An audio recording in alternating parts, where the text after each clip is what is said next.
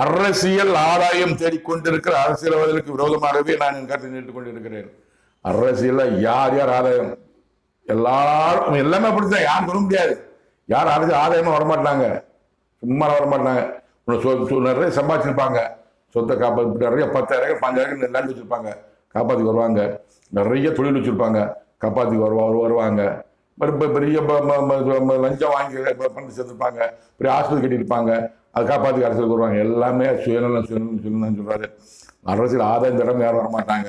அரசியல் ஆதாயம் தேடிக்கொண்டிருக்கிற அரசியல்வாதிகளுக்கு விரோதமாக நான் கருத்து நீட்டுக் கொண்டிருக்கிறேன்.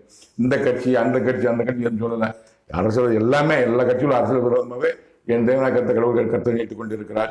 வேதனைப்படுவார்கள் ஆட்சியாளர்கள், அரசியல்வாதிகள் வேதனைப்படுவாங்க. இப்போ ஆட்சியாளர்கள் IAS ஆஃபீஸர் எல்லாம் வருவாங்க. IPS 10 வாங்குற லாபோடைய நினைக்கிற வேதனைப்படுவாங்க. அரசியல்